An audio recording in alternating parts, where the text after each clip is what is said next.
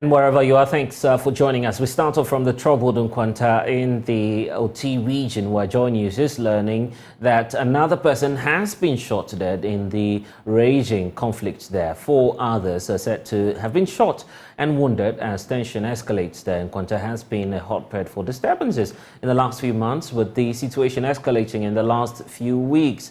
A curfew is currently in place in the area, but the violence continues.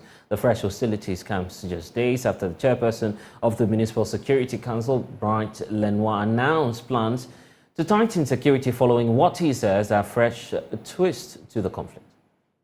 Few weeks ago, let's say about 2 months ago, there erupted some clashes between ethnic groups, some ethnic groups in and around Nkwanta. And since then, this issue keeps recurring. Issues have taken a new dimension. Originally, it happened or it was happening in the town, but due to the heavy deployment of security to the Nkwanta township, it has taken a new dimension. Now it's happening at the outskirts of town and in nearby villages and communities.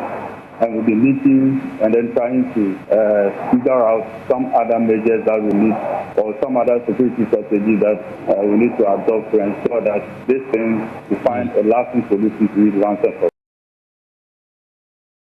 Also, we're asking the question, what exactly led to this new shooting incident, especially of 4 persons as we are learning of. Let's get more from Peter Seno, who's joining us now. Hello, Peter. What can you report?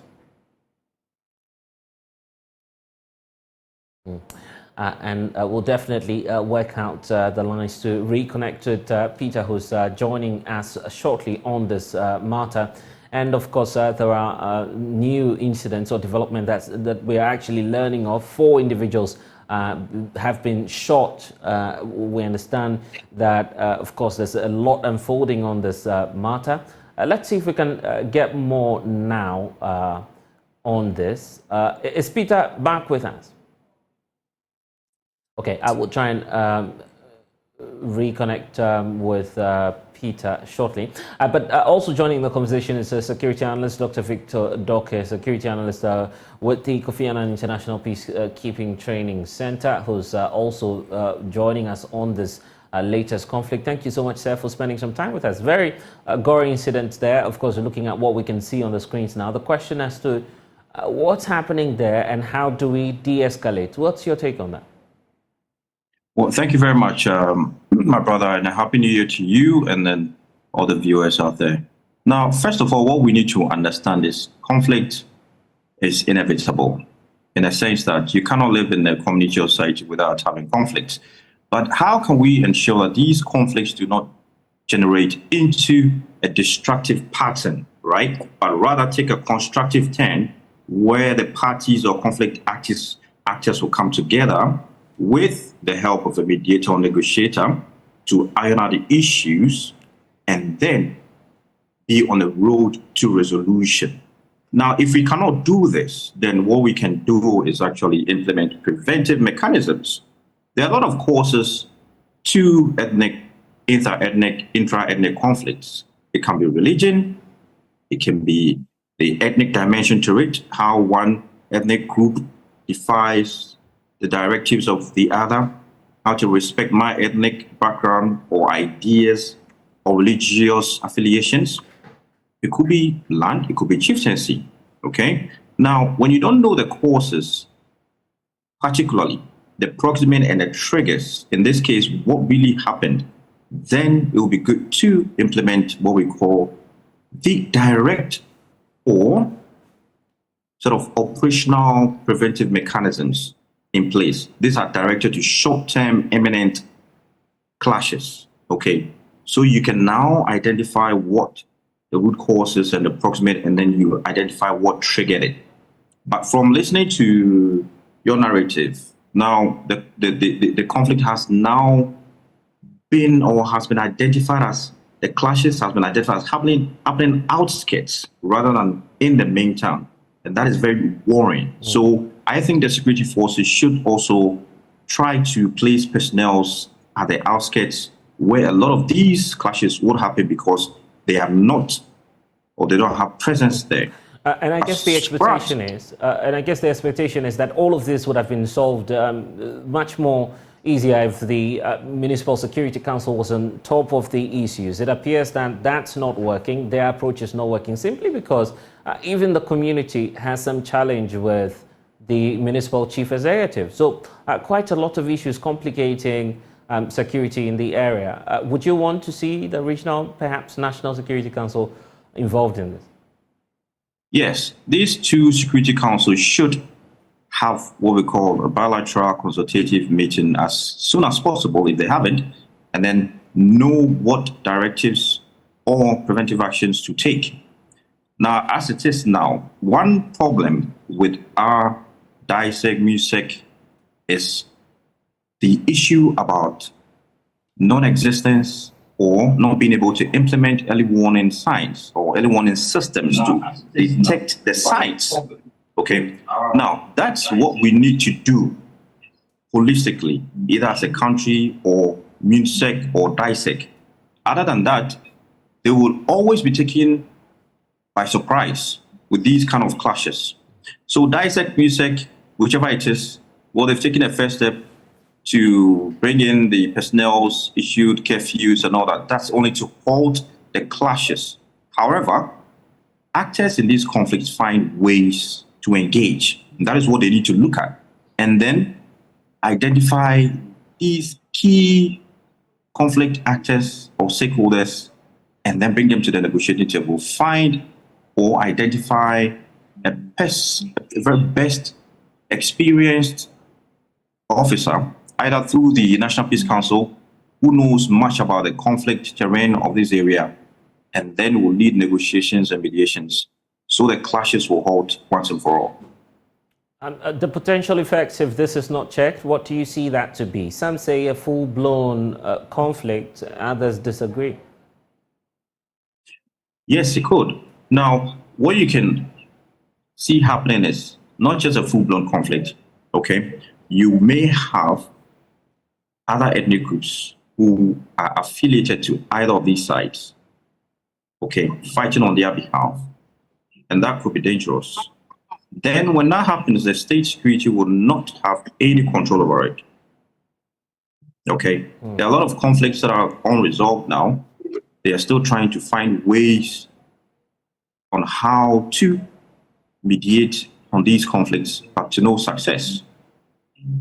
So I think one of the things they need to do is meet as quickly as possible, have a bilateral or multilateral consultative meeting, all security heads, the key stakeholders, the chiefs, the opinion leaders, the youth leaders, the women groups, and then look at how they can bring lasting peace to the area. Okay.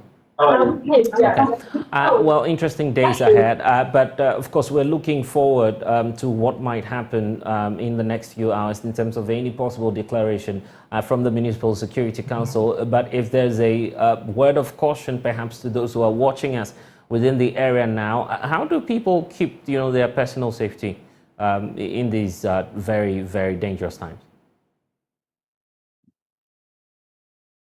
Well, the question is directed to me, right? Yes. Okay, so with regards to that, now what they can do is now you need to volunteer information as to who is leading the attacks that they're experiencing there. That's the only way that will help the town itself, the security, the intelligence personnel to arrest these persons. Other than that, then it means the police will have to do everything by themselves. They may find it very challenging, but they need to involve the chiefs, especially in those areas. Get the youth leaders, because the youth know the terrain of the area. And most importantly, get to identify those civil society organizations, field-based organizations there, if there are any. They also know the terrain. And then you contact them for intelligence as to where or how, if they have any information, then you can identify some key stakeholders. Yeah, indeed, that's what's necessary now. Dr. Victor Docker, security analyst, joining us now on this matter. Grateful for your time, sir. We're crossing over now to the area. One man has been monitoring that for us, of Brimpong Owusu, who's on the grounds now. And also just tell us about, the latest incident that we're just hearing of, 4 other people being shot and adding to, the escalation within the area. What can you report as to what exactly may have led to this new shooting incident that we're learning of? Well, what led to the shooting this afternoon is yet to be known. As some protesters in Kwanta South traveled with a cargo truck to a neighbor community called Odobe Kala to load their way. On their way returning to Kwanta, they were attacked by an unknown gunmen where 4 persons sustained gun injuries, and they are currently at the St. Joseph Hospital receiving treatment. So where are they now as we speak? Because we're seeing some visuals on air now pointing to, an ambulance carrying and conveying some other people, presumably the injured persons, out of the hospital facility. Do we have an idea of where these individuals are now? Currently, I am at the St. Joseph Catholic Hospital, where the 4 persons who sustained the gun injuries were brought. But out of the 4, 2 of them were in critical condition. Look at the situation. 2 of them have been referred to Kwanta Municipal Hospital for further treatment. So currently 2 are still on admission at the Kwanta St. Joseph Hospital, where 2 of them have been sent to the Municipal Hospital for further treatment. Okay then, but we're concerned about what the security situation is within the area, the Kwanta South municipality as we speak. How are people reacting to all of these things happening? It came as a shock for residents in the Kwanta South, despite the imposition of curfew since 21st November, where these incidents happened between the 3 ethnic groups. So with the hope that with the presence of the security, they were going to see a possible return of calm or peace in the area. So it was a shock to residents in the area for these persons to attack porters who were on their way to load or maybe carry a foodstuff from the community to the municipal capital, where these people were attacked. In fact, indeed, when we go to the police station, you can see scores of persons all over the area, and they were lamented about the current phenomenon that is currently happening, because the area for the past month has not been peace due to the conflict between the 3 ethnic groups. So in fact, it was a shock for residents to account or maybe to witness this fresh shooting, where 4 persons have been sustained injury. In fact, when we came to the hospital we could see relatives and other people around the municipality trudging in to see whether indeed what they were hearing was indeed the truth of it. In fact, when we got there, they were here in their numbers to ask questions, and they were really worried. I can tell you that the security situation here has been intensified, has been beefed up since 21st November 2023 due to the current happening that is before the mission of Kwanta. So it was a shock for people to account for another shooting or another event before them this afternoon. And we know that the Municipal Security Council has been trying to work on this issue with the DC or MC himself, and there's some level of criticism. So what's the intention perhaps of the Regional Security Council now? Are they likely to intervene, looking at what's happening on the ground? Well, we are here to receive a response from the Regional Security Council and the Municipal Security Council. But what is happening currently now, we have not got in touch with any of these security or the officers in charge of the region and then the municipality. Currently, we are only reporting on the happenings now, and maybe subsequently we may move on to meet the regional minister and his entourage to find a possible way out to ensure that Well, I'm asking the question basically because of the reports we are equally getting that perhaps there's going to be a curfew, or there is already a curfew in place. What are you able to tell us on that? Already there has been curfew since 21st November. The people here have been enjoying curfew since 21st November. Today, as we speak, even during the festivities here in Kwanta, the people could not even go to church. They could not do anything. As I said to you, it's about 15, 17, that's 3:17, and soon after 5 p.m., everybody is supposed to be in or home. So the curfew is still imposed. As I speak with you, the curfew is still imposed. Okay, we'll definitely reconnect with you shortly as we keep our eyes on what's happening within the Nkwanta South municipality in the Oti region. You're watching the Pulse on the Joy News channel. When we get back, we'll get you more. We'll continue with our series looking ahead into 2024. Our focus this afternoon is on the economy and how it will impact on lives. We've put together business leaders and economists to help us with this analysis. First, though, the festive season officially came to an end yesterday, giving way to serious business activity to return to normal again. And of course, not many are in the mood to return to work as we know it. As a result, business has been slow on the first day of the working day in 2024. Our microphones were around town to capture the moment. Although it is the second day of the year, it is actually the first working day of 2024. People are gradually returning to their workplaces after spending the Christmas holidays with family, traveling and having fun. So we're in town to gauge the mood, to ask workers how they are coping on their return to work on the first day of 2024. Today is actually the first part of the year, but for me personally, by the grace of God, I actually closed my books for 2023 in as far back as October. As of October, realistically, I finished all the things I wanted to do in 2023. So to be very honest with you, I actually started 2024 from November. So I actually began my year very early, and I have my plans that I'm following through. So realistically, I was already in a new year, and I'm still up to tax. Usually with the kind of job I do, around this time is very free. It gets more intense from the beginning of the second quarter. So yeah, basically, it's been a good year for me, starting from November, as I was saying. It's been good so far, though it has not been active as it used to be, because I facilitate adult learners, and most of them are yet to return from their break.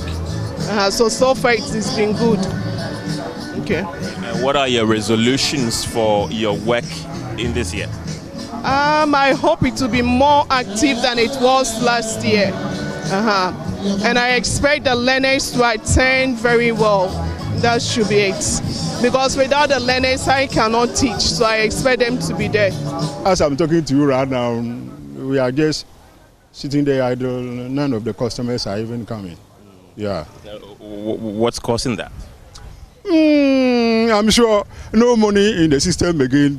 Majority of them have finished chopping their money. So maybe they are not coming to work to even get some few money to enjoy.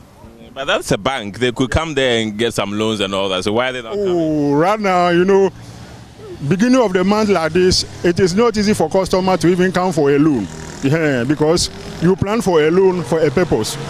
So for you just to come for a loan, just maybe to manage your days, I think it is not easy for any customer to do that.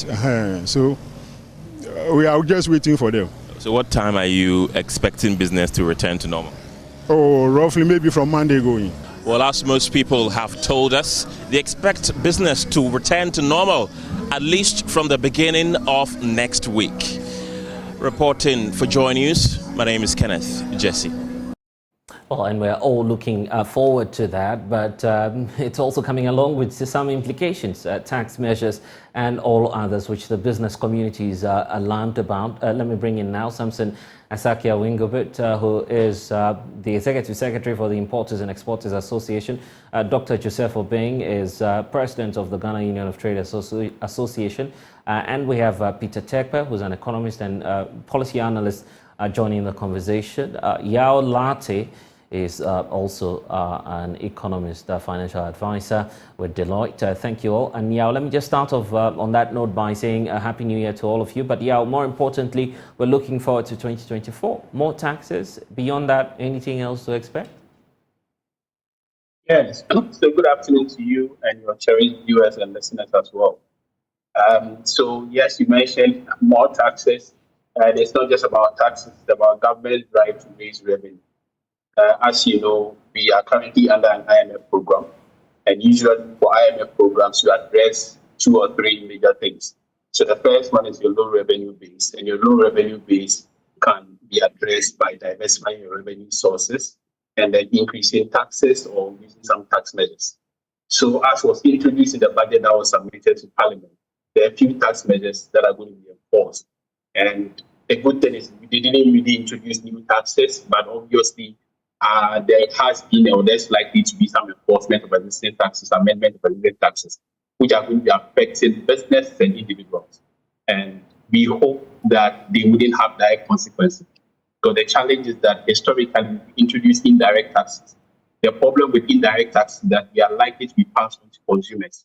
And when these taxes are passed on to consumers, they lead to inflation. So our long-term inflation rates or our inflation that has been elevated in the last couple of months has been as a result of some of the taxes that we've introduced. We have seen them being passed on to consumers, and obviously they need to increase in price of goods and services. I see.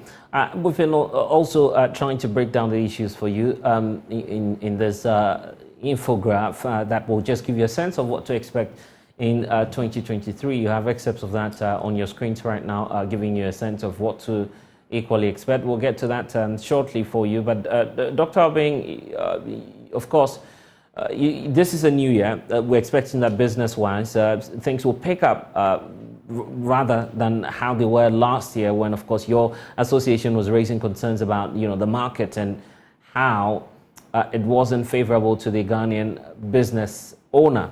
What do you expect going into this year?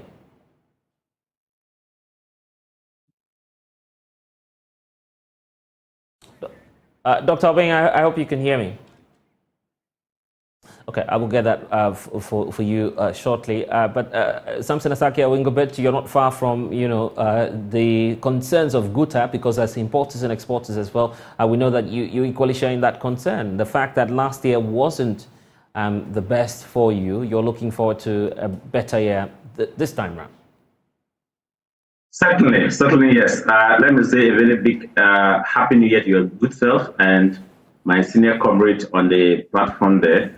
Of course, yes, the 2023 was really a very challenging year for the business community. And so coming into 2024, we come with excitement, we come with enthusiasm. We strongly believe that, yes, of course, 2024, there was no new taxes that was actually introduced. But mind you, remember that there were some few taxes that they were expanding to cover fruit juice and other diapers and other imported commodity that 2024 budget subscribed to. And of course, I think you are also aware of the vehicles tax that we are supposed to pay 100 Ghana cedis or so if you're going to register your car or to renew your car roadworthy at the DVLA. Of course, yes, before the end of the year, we were talking about how the inflation, how the cedi depreciation, even though in the latter part of the fourth quarter, there was some kind of stability in the cedi as against the dollar. But as we speak, I think that if the second tranche of the IMF is not in, that could also give us some headache. But all in all, even though the third quarter of last year, 2023, wasn't much appreciative in terms of sales or businesses, but I think the latter part of about 2 weeks to the end of the year, I think we saw marketplaces and business places and shopping malls were all occupied because people were trooping to do sales. And if you ask the business community, they will tell that within the 2 weeks to the end of the year, there were some kind of uplifting of sales, and we look forward to see that in 2024. Yes, of course, today is the first working day. Indeed, you should expect that people have traveled. Myself, I've traveled. I'm not in the city. I'm out of the city, and so we are all yet to come back to our working places and to kickstart work again. So by the end of this week, at least next week, we should be seeing the effectiveness of Ghanaian workers returning to their workplaces and normality. Of course, business community for us, I'm not quite sure how we are going to enjoy this first month of January. Indeed, people have gone to spend their surplus incomes in during the festive season. So, of course, everybody is anticipating, anxiously waiting for the month of January pay to come. So it will take like first quarter, end of first quarter to the second quarter before we come you can't boast to say that businesses is doing well or business is not doing well. Okay, let's get to it then. In terms of what we've also been looking at here at Joy News in terms of the major factors influencing or likely to influence 2024. There's a total revenue and grants in terms of targets that government is setting out per the 2023 fiscal year performance and projection. That's supposed to be hitting some 79.1 billion Ghana cedis. The indication is that it's not looking likely for us. Take a look at, for instance, the targets that we've set for ourselves in terms of the expenditure, 1 to 1.8, and of course the actuals ranging between some 104.6. These are, some major factors we're looking at in terms of the fiscal. We'll be getting to the, details as we go on in terms of, for instance, the economic growth, projection, or what actually transpired last year, 3.3% for first quarter of last year, 3.2% for second quarter of 2023, and of course the third quarter then ranging somewhere around 2%. In terms of how we fared. So that's, the dynamics and what it is that we've been trying to look at. But for you, Peter Tekwe, what more are you considering now? Just for me to keep interesting, my brother, I think I made it clear that the way the government totally reversed the benchmark values and the way Ghanaians were crying, definitely, it's when the port revenue dip, then of course you can make your revenue for the year, and so that's exactly what we saw in the figure that you are showing us. Right, and that's why I'm also asking Peter Tekwe. I mean, what you equally think about what's happening in terms of the outlook. Do you see the trend growing or declining this year? Mr. Tekwe? Thank you very much. Well, thank you very much. Please, can you hear me? Loud and clear, sir. Okay, yes. If you look at the trend in 2023 compared with what happened in 2022, I mean, definitely there has been some level of improvement. I mean, where the indicators were at the end of December 2022 and then where we are now, and that should tell us that, for instance, inflation, and these are the thematic areas that we look at. These are the indicators that we look at. If inflation was at 54, and we close the year at 26, of course, definitely there has been some level of improvement. Depreciation of the currency also in 2022, I mean, of about 50%. We are looking at this time around about 28, around thereabout percent in terms of the retail market, the forex bureau. However, this year, which is 2024, is an election year, and every election year, I mean, government spends money, especially when government is going to the second term, and this is the second term of the government, and they are bent on winning the election. They said they wanted to break the 8, which means that a lot needs to be done in order to make the government very visible, I mean, to the populace, and that means that expenditure will definitely increase. And for the first quarter, we may not see it, but from the second quarter going, we should see the momentum begin to gather for election year. And once government is spending more, definitely, I mean, it's going to impact on inflation. Okay. And the inflation basket, one of the critical things that disturbs or that employees or the citizens are affected about are prices of goods and services. And when we talk of inflation, it's a basket where a couple of items are put in that basket. If you are consuming, say, more of maize, and the inflation of maize is definitely going up, even if the total average is coming down, certainly you will not feel it, because the kind of product you buy, where your consumption pattern is, if the cost associated with that product or that service is going up, definitely you will not be impacted. So once we are going to the election year, we expect these things. And it's interesting that you're raising the apprehension about the election year spending. Yao of Deloitte, I'll come to you shortly, but let's also bring in Dr. Joseph Obeng, who's joining us now. Dr. Obeng, I was just getting the thoughts of Samson Asaki Awingobitu, is also worried about what's likely to happen this year, especially for the first quarter, for those of you in the business or private sector. Well, what's your projection as Guta as well? Yeah, what we are expecting is the sustainability of the our local currency. I think we had some gains in the year 2023 as compared to the last quarter of 2022. And so what we are expecting is that this be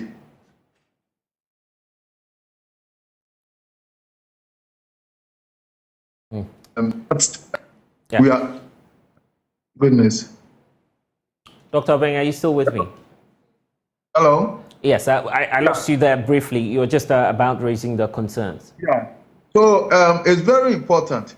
But my fear has been that the second tranche of the IMF deal hasn't gone through, and that we should do everything humanly possible to bring it around this time. Because if you recall, we have been suffering depreciation around this time, end of the year through to January and then mid of February.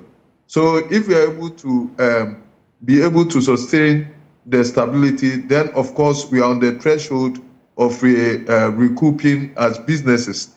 Then we also want a conscious effort to reduce cost of production, meaning that we have to reduce cost of doing business in this country by way of adopting efficient measures by the GRA, so that government itself will also prune down on some of these taxes and other costs of doing business in the country. If we're able to do that, especially when we are thinking about import substitution, we do not have any option than to reduce the cost of production by way of reducing some of these taxes and all that. The other indicators, be it inflation and interest rate, all have to be worked on. Now, the trend is good, but then it should come further down so that we Okay, we seem to be experiencing the same. 15% of it. Yeah, you're talking about 15%, sir? Yeah, so we can come around somewhere 15% of inflation and thereabout. If you're able to do that, then businesses are on the verge of recovering again after the losses of the previous years and of the problems that we incurred as businesses. Yeah. So these are virtually what need to be done, and then we have to also improve on the stability. That's essentially what is very important. But for us in the informal sector, the restructuring of the VAT is very important for us. The VAT as a tax system as it is now does not ensure compliance, does not bring fairness, and it is not helping the growth of businesses, especially with regards to the streamline of about 6% that is that cannot be recouped back by businesses. And then the disparity between the standard rate and then the flat rate, and then also those who are not made to pay at all, has been a major problem of businesses that we need to look at to restructure so that it will bring fairness, parity, simplicity, and then compliance will be assured. Yeah. And yeah, I was just giving you a prelude about the fears, election year and political commitment to some of the strict fiscal reforms we would want to see this year. How's that likely to be impacted based on what's happening now? Yeah, so thank you very much. Just to echo some of the points that have been made earlier by other panelists. I think the year 2023, we have some turnaround in the words of the minister. We had a much more improved GDP growth rate. If you look at the figures that we presented, on average in the first 3 quarters of the year, our economy has grown by about 3%. And yeah, we seem to be having a challenge hearing you if you could just draw closer so we're able to get the words clearly. So yes. I'm just saying before that we've had some positive indicators in the last 3 quarters of the year 2023. So in the last 3 quarters of the year, or the first 3 quarters of the year 2023, the economy grew by an average of 3% based on the presentation that you sent. We also had stable currency, much more stable currency compared to previous years where we were concerned about the CD reaching 15%. And there was also relatively other factors that contributed in bringing some stability, particularly our ability to reach IMF program. But there are some key risk factors which I would like to highlight, and that's to answer your question. Hello. One of them is the pre-election activities. So the pre-election activities will affect the business of government. And once you have significant pre-election activity, it will take the business of government away, and that's likely to affect other things. So yes, there's going to be some expenditure which will lead to some growth, but obviously some indicators such as inflation will be at risk because we've seen a downward trend in inflation. Currently, as we speak, inflation is about 26%. We expect this downward trend to hit the 18.7% as we projected by the end of the year. But obviously, if we do not, or we are not disciplined, we may hit over and above the target for the year. The other risk factor is our ability to ensure that we are consistently receiving the tranche of the IMF funds. If we are not consistently receiving the IMF tranche, we stand the risk of having exchange rate issues. Because, historically, we used to go to the European market or international capital market to get some bonds. And that helped us to give some stability in terms of making sure that we have enough funds to support the economy. If we do not have the IMF funds coming on quarterly basis as has been projected, there's a risk that the local currency may be restricted and we don't have enough forex to support the economy. The other risk is about things that have got to do with our ability to also manage the external credit. We have not completed the process of debt restructuring, particularly from the external side. We've gone through a process of domestic restructuring. We've agreed on terms that bilateral creditors. But our individual and institutional investors, we have not concluded on terms with them.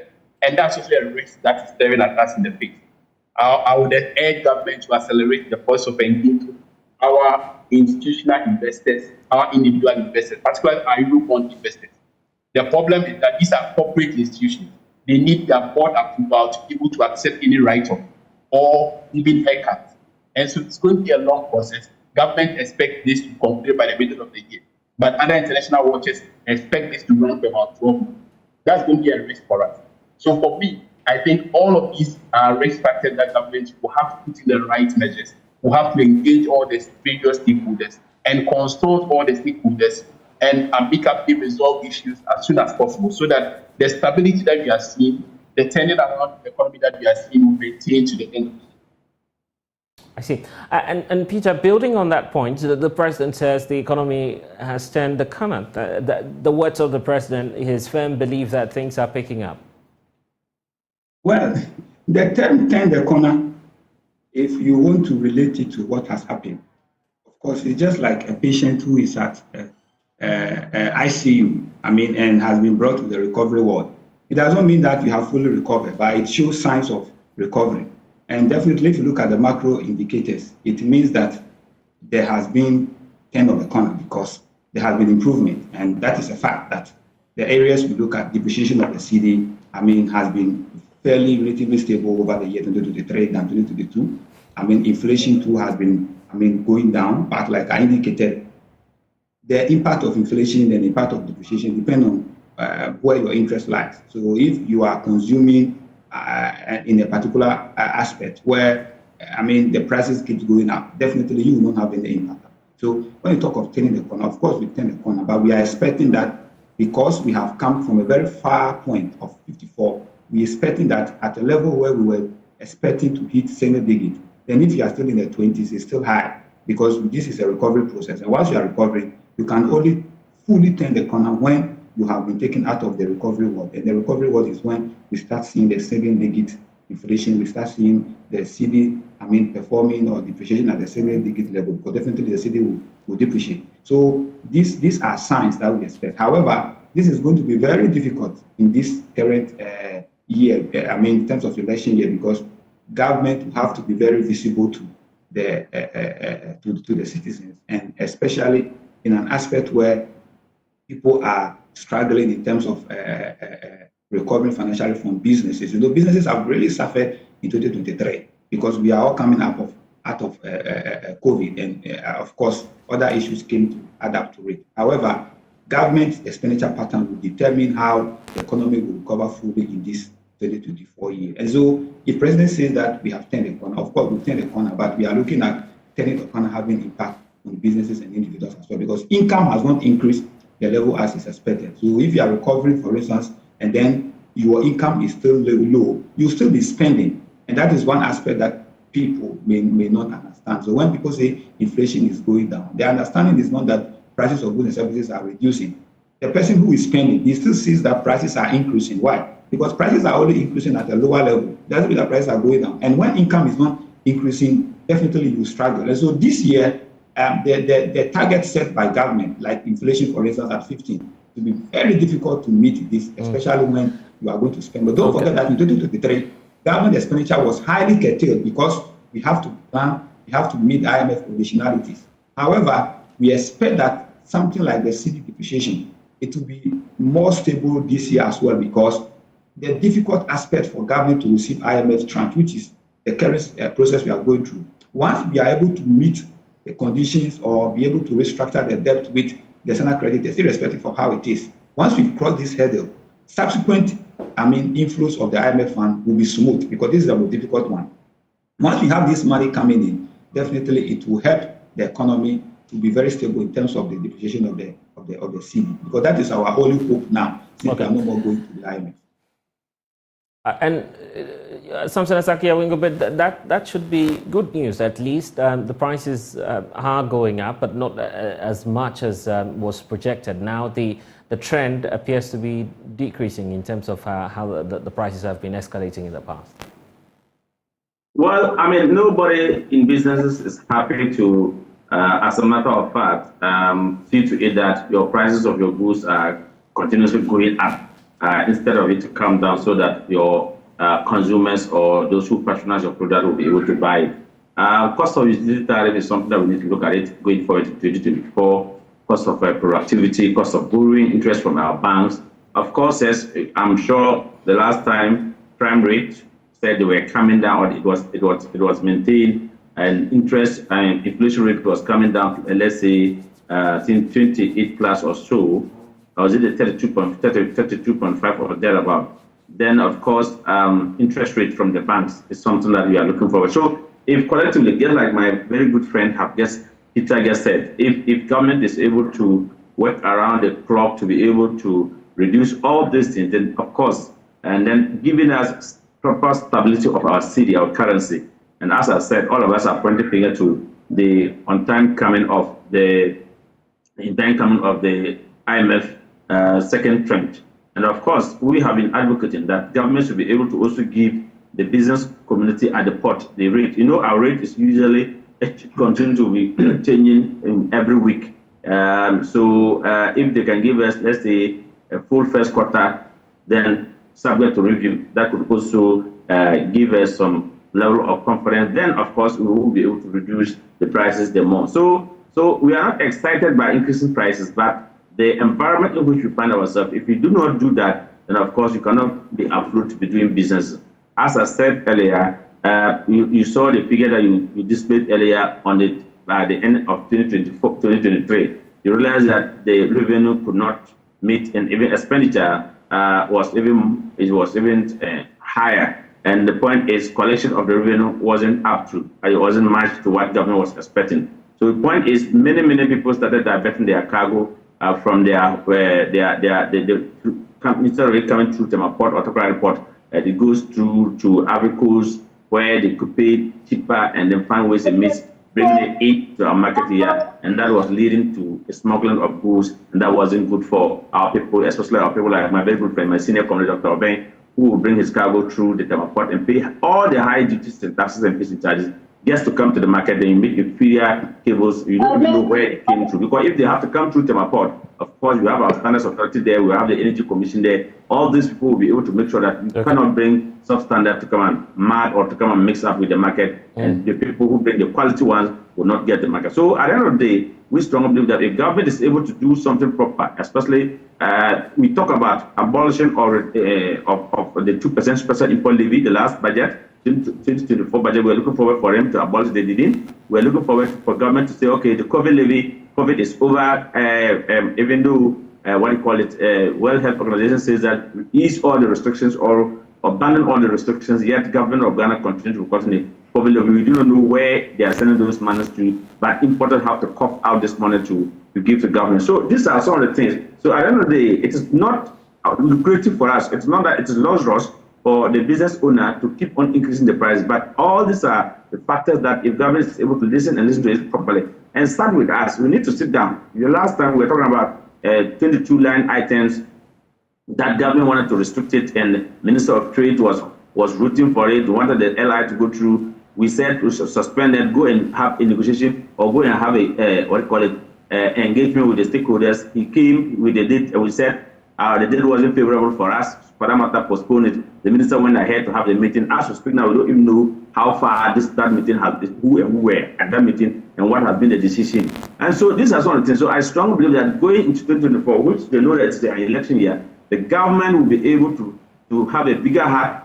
to be able to engage us properly. When we raise issues, they see to it. And that should not be because it's an election year that the government will come to deceive us and say, we are listening to you, we are engaging you, and at the end of the day, after election, they will do whatever they wish to do. But I can tell you, our doors are open. 2024 is a new year. We are out with new heart, new mind, new brain, and we strongly believe that anytime government wants to engage us, we are available. And so let me say a very big Happy New Year to my senior comrade, Dr. Joseph Obende, because we haven't met ourselves, we haven't seen ourselves for a year. Yeah, Dr. Irving, and on that note, I'll give you the final thoughts on this. Yeah, let me wish Asaki, our presidential candidate, if only he's going to stand again. I've declared. Dr. Irving, I've declared already. I declared. I think you're supposed to air the story. Yes, okay, I wish you the best.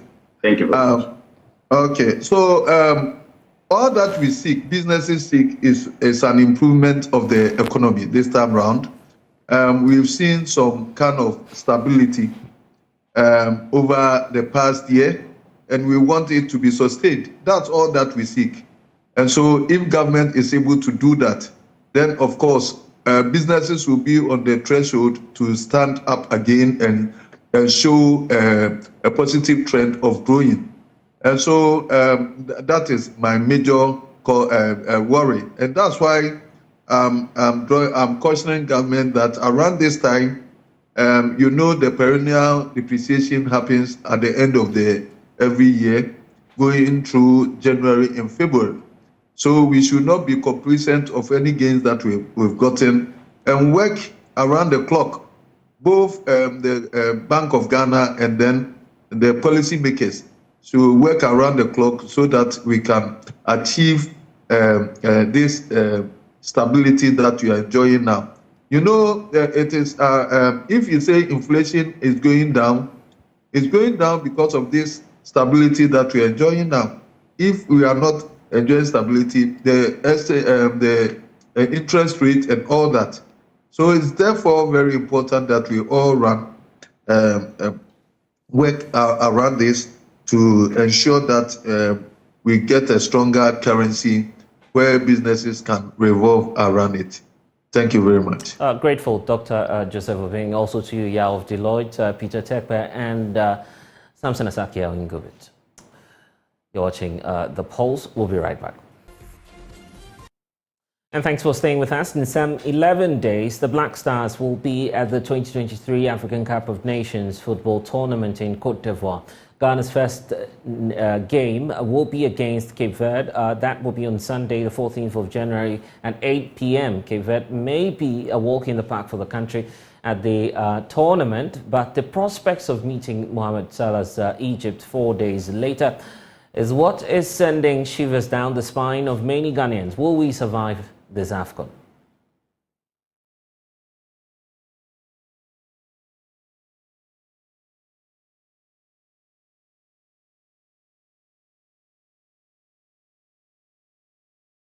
We have equally good players. Kudus, Jordan, and the other players. They are all equally good. And they are young. It's youth team too. So I hope they can do better. We have a good quality team, but the team is not ready to come together to win any cup now. I think maybe in the next 2 or 5 years before, but for now, I don't think we can reach semi-final or quarter-final. Yeah, because this squad, this Blaster squad is not squad for trophy. The squad we called now is they are the best for the coach.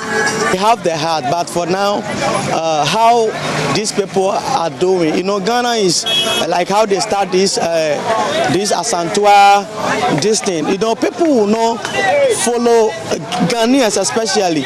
They only back you when they see you going. And you see, this gone match will lose, and because of that, we don't have the vim to back up Ghana, the heart to back up Ghana. And Ghana is always in victory when we are backing Ghana with our heart. And for this time, we don't have the heart to back up Ghana. But I know that surely we have victory. I don't see any future in this Blasters team because the coach, he's the head coach, but he doesn't have the mandate to do what he likes. They have been calling players for him on his behalf even recently. Look at some mistakes that's did. We will go, but we will come out from the group stage. I'm not sure Ghana will be able to reach quarter-final because this team and the way they are playing, I've lost interest in Blasters for a very long time because it's very boring to go and sit down to watch Blasters match. Like I used to watch Chelsea women's football. Just like those days, they will go, they will hype, we will support, nothing will come out. So for me, I've stopped supporting Blasters because it's just waste of time and stress. Okay, welcome. Well, I guess the message is bring back the love, but will that be the case? And it's the reason for which we're having this conversation, talking about the expectations ahead of the 2023 African Cup of Nations football tournament. I want to bring in our guest helping us to do the discussion, Samuel Ajiman, who's a veteran broadcaster. But first, I want us to go to, of course, the Ashanti region, where the Black Stars are, of course, having the very first day in camp. Let's cross over now and get more from our colleague Stephen Aflo's with Love of Him Sports team. Stephen, just bring us up to speed with what we're learning and what's happening in the Ashanti region now. All right, thank you very much. The Black Stars of Ghana have finally touched down in Kumasi to begin preparations for the 2023 Africa Cup of Nations to be staged in Ivory Coast. The team, led by Captain Andrew Dayu, arrived yesterday on Monday evening, and of course, they were expected to train today at the Baba Yawa Sports Stadium, but we are told that training session has been cancelled. But the Stars are expected to hold series of training sessions at the famous Kumasi Sports Stadium from tomorrow before the friendly match against Namibia on Monday. But yesterday, upon arrival, the team received warm reception from the enthusiastic, football-loving fans here in the Ashanti regional capital, and it was beautiful. I think that the Ghana Football Association has even posted some videos on that. So yes, everything is in place now, and the Stars are in Kumasi to begin their 10-day campaign ahead of the Continental Showpiece to be staged in Ivory Coast in January this year.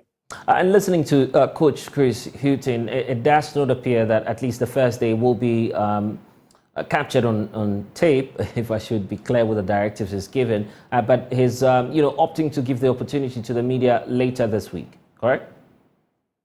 Of course. Let's get to it then, because some people haven't seen the list probably when it was announced, in the last 24 hours, but you have that on the screen right now, giving you a sense of the 27-man squad, I believe, by the head coach of the Black Stars, giving us a sense of who's going to be playing there. Quite a tall order, but who's the star for you going into this game? All of our games. Well, it's not about who's a star, because clearly the person who the stats supports the most is Mohamed Kudus, but that doesn't make him a star. You see, he plays with a group of players that have much more quality than this entire squad at West Ham. Let's face it. Because the Black Stars can't beat West Ham, can they? They can't beat West Ham. And so the quality in West Ham is of a higher caliber than our particular squad. And this is what allows Kudus to shine, because they do the work for him. But here in the Ghana Black Stars, we will be expecting Kudus to do the work, and he shouldn't.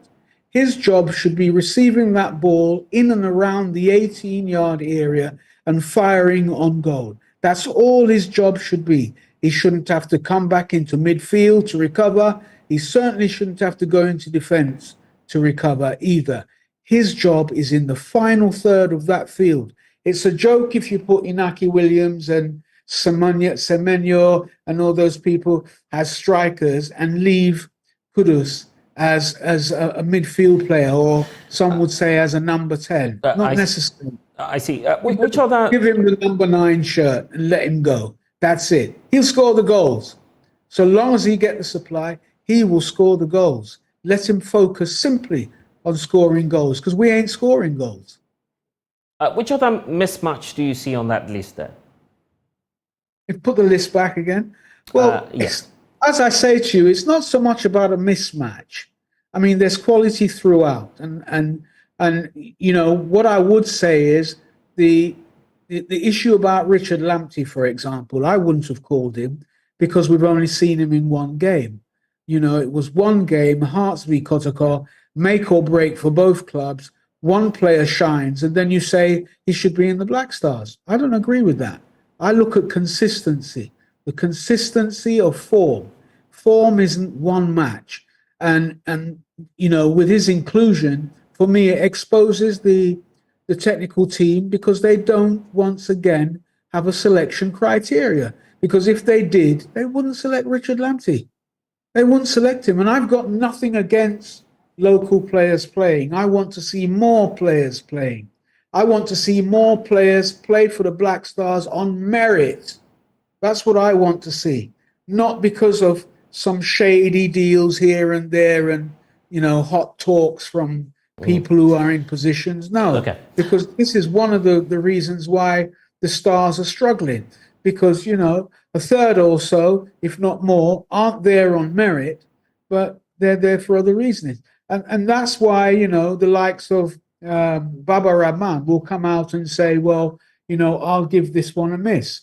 When he was initially called, there was no criteria, and he was selected not because of merit, but for other considerations. Now he's had such a hell of a time in the Stars that, you know, he wants to just take a back seat for the moment. Black Stars of Ghana, who else is likely to win the 2023 AFCON? Well, I don't know. Senegal is likely. I wouldn't put it past Senegal. Any special reasons? I mean, it's open. It's open. Every African Cup of Nations is always open. My issue is about the Ghana Black Stars.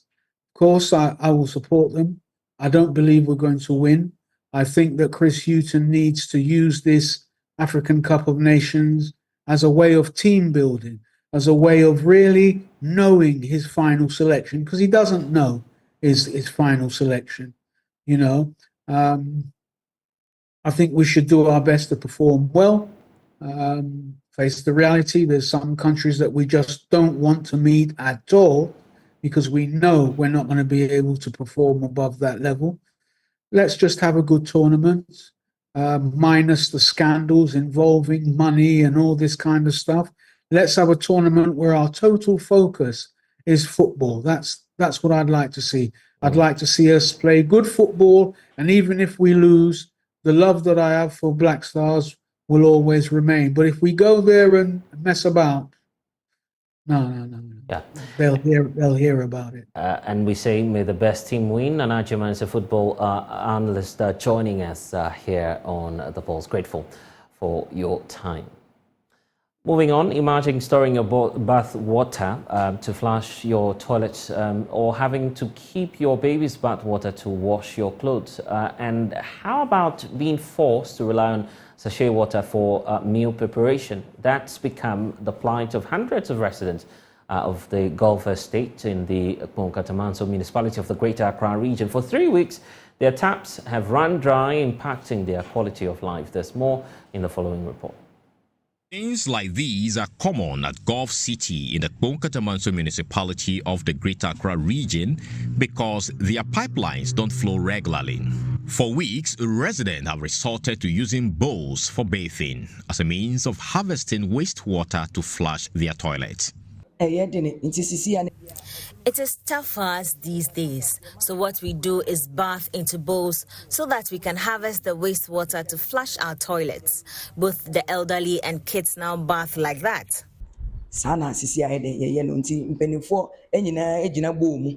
Sometimes, some are even compelled by the lack of water to go to nearby bushes to ease themselves.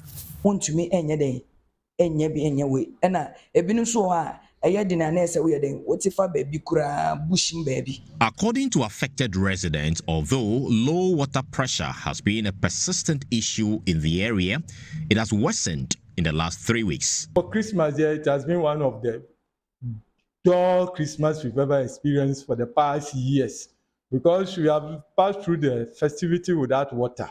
For more than 2 weeks now, we haven't had water. It's been about 3 weeks actually.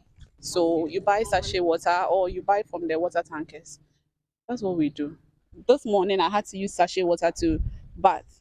Okay, you ration water. If you need to do something, you are checking, you are putting priorities because of lack of water. Apart from inconveniencing lives, businesses like this washing bay have been forced to shut down. It starts from the barrier to high tension. I'll be talking about over 1,000 houses. My closest neighbor, who is the washing base woman, have closed his business within the Christmas festivity. There's no business, and you know that when there's no business in there, the workers are the people that are mostly affected because throughout about 2 weeks now, the workers are not working. But what is the root cause of the problem? The pressure is down, so the only solution can solve the problem that we should get the 4 inches pipe. Residents believe the Ghana Water Company Limited must install new pipelines to permanently address the challenge. It will be very better if they lay new pipes for us.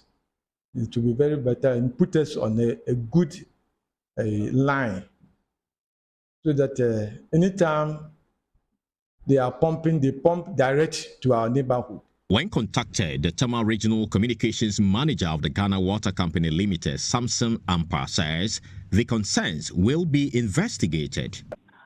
We have just had information. It has just come to our attention, actually.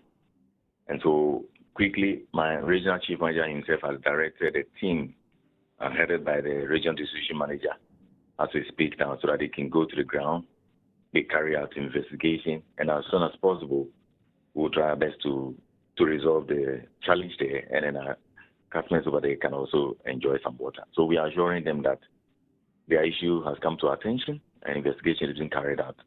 So as soon as possible, we'll be able to resolve the challenge there and they can enjoy some water supply. For now, residents will have to endure the situation while hoping the utility company addresses their concerns. Carlos Caloni, Joy News, Gulf City.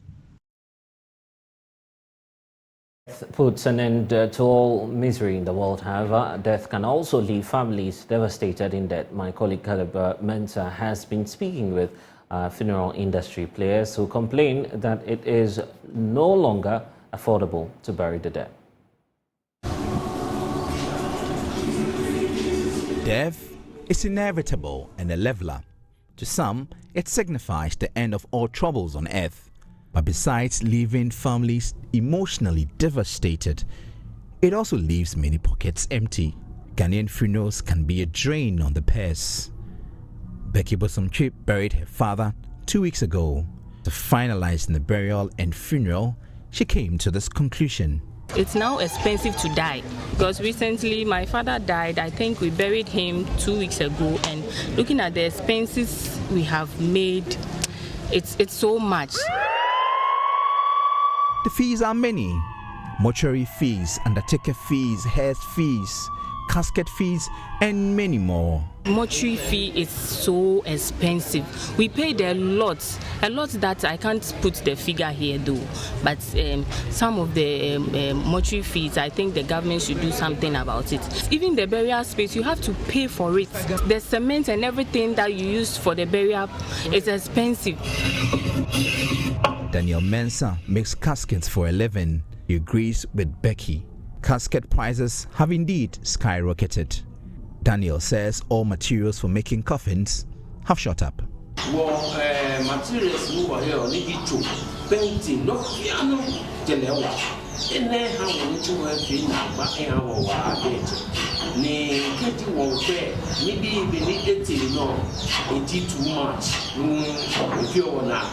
Awodome Cemetery is one of the cheapest cemeteries in Accra.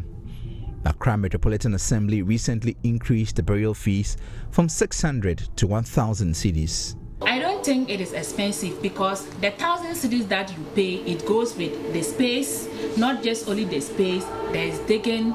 We don't just bury in the quite the earth grade like that. You still need to put in some form of block work inside the grave before we bury. So all these things has a cost. Florence Kuchi is the director at the Accra Public Health Department. She justifies the increment of burial fees. Cost of labor, cost of water, cost of cement, and everything goes into it. Depending on how you want to bury will also determine on the amount you are going to pay. So costly is relative, I can say that. Depending on where you are going to bury and the location, that will determine whether. But I can tell you, Awodome Cemetery is still the costless, the cost-effective place to bury in Accra. Bernard Kwashi is a gravedigger at Osu Cemetery. He has noticed that the current economic crunch has made it more difficult for families to organize funerals. For this government burial, this government spoiled the burial because there was a time people have been not spending money on burial like this, but now, so the government, everything is hardship to do something. So, if God willing and nobody can help you or to support to do the burial, for this government we are in by this time there to bury is very hard. However, many bereaved families disagree with the AMA. Indeed, the economic situation has made burial more expensive. But would you rather organize a modest funeral, or will you still insist on an expensive, befitting funeral for your loved one who may not even know how much you spent on them? Caleb Mensah's report for Joy News. And some young betting enthusiasts insist the government's plan to collect a 10% withholding tax on their winning bonuses is unthinkable and must be reconsidered. Government in the last quarter of 2023 directed betting companies to implement the directive in 2024. However, some people who bet told my colleague Michael Ashale on New Year's Eve that it is not fair to tax their hard-earned money. The bet where we stake, you don't know where we get the money from. You know, say the system inside works, that no day plenty like that. So that be what we take, they do 1 1 2 1 2. But if you talk bet, then you won't take the percentage. See, if you take one self still, we go stake the bet. So that one there, you know, go see say you go add, then boys go stop then. Massa. We go stake to that unless you close the betting system. So I think the taxes is too much for us. Paying taxes is not offended, it's good. But if you are benefiting from what you are paying to the government, I think if government asks us to pay more, we can do it. But it's okay, we are paying the taxes day in, day out, new taxes, but we are not seeing the benefit of what we are paying.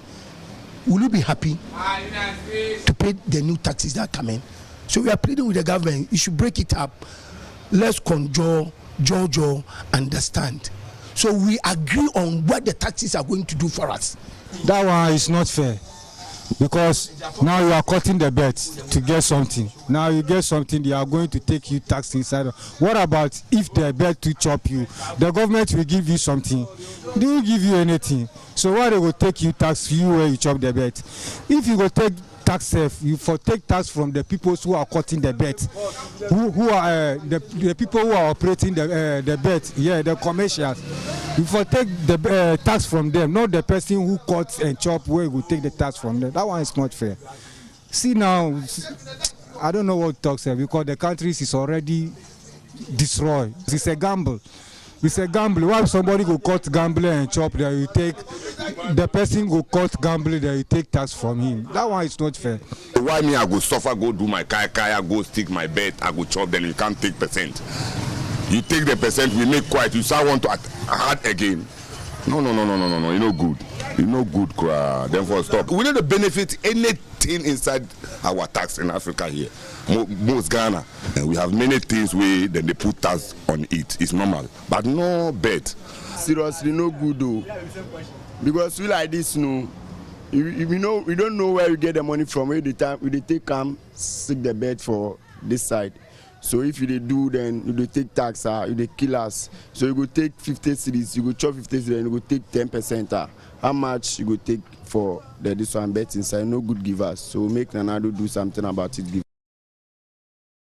Minister Ambrose Derry has revealed that the security agencies led by the Ghana Police Service will enforce the law against vigilantism, warning that those who perpetrate this violence, who go contrary to the laws of the land, will be investigated and prosecuted. He assured the Ghanaians that the security agencies are working to ensure that there is absolute peace before, during and after the 2024 elections. Ambrose Derry made the statement on the sidelines of an annual party held for constituents in Nando.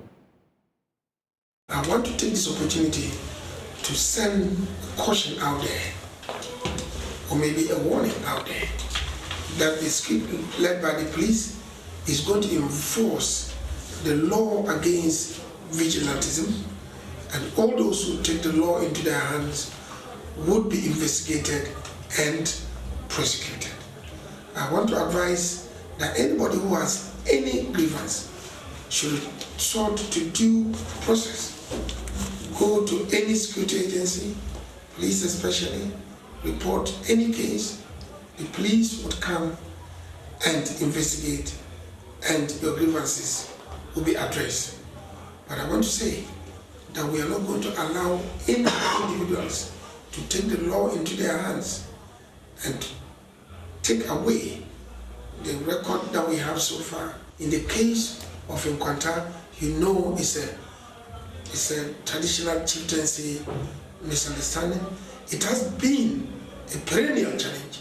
It is nothing new. I think what we are having this time is that the police have gone in there with a new approach, not just enforcing the law, but engaging the community. You see now, you find the police going to the communities. They have a TV and radios, they have a TV station, they have a health outreach team that goes in. All that makes the police a friend of the citizen, and therefore makes it easy for the police to get information and get cooperation. Yes, a number of people lost their lives, and I want to emphasize that one person losing a life is one person too many. So make no mistake, if I say a few people have lost their lives, I'm not downplaying it. One life lost in Ghana is one life too many. The police have covered it. I went to Parliament, I made a statement in Parliament, I answered questions in Parliament, and I'm working with the Minister of National Security and with the RESEC to make sure that far from doing what we've done in the past and got no change, we are now going to involve stakeholders and get into the matter. The edition of the Love Inshira FM Family Party in the Park saw a massive lineup of activities to carry partygoers through the new year. Families from various walks of life gathered to partake in the grand party in the park while creating a lasting memory on the special occasion. Anabachi Adam reports. Stitom and Freitol were the headline sponsors of the Love FM Family Party in the park. The event was fully packed with thrilling music and fun activities. Sponsors of the event and other exhibitors expressed satisfaction with gains made as they cashed in on the event. Have you achieved any target sponsoring this program? Yes, I have. Coming here has been a great achievement. Looking at the number of people here, the age group and everything, the whole family is here, and then the parents are also here by themselves, so they can also hear, understand, and then also know which one to choose, why to choose Tasty Tom, and what it does for them. And we are looking forward to being here anytime you organize this program. Farito is a family brand. We've been partners of this program, family events, for the past 3 years. And for us, we know that for sure that people patronize our products. Once they come here, we give them free goodies and all those. We also make sure that consumers are able to take these products to their households or their homes.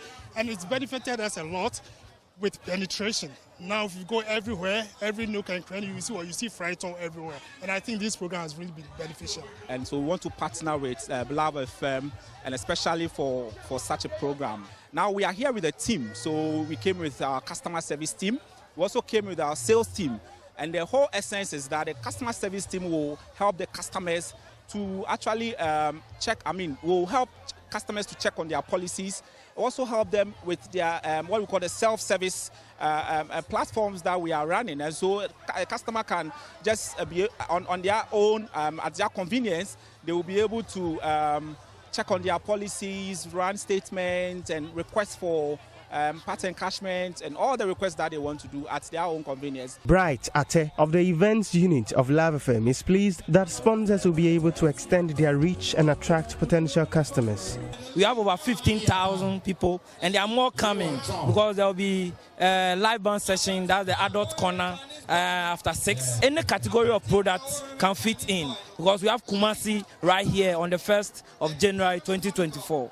I've spoken to some sponsors, and they have explained how successful patronage has been for them with their presence here.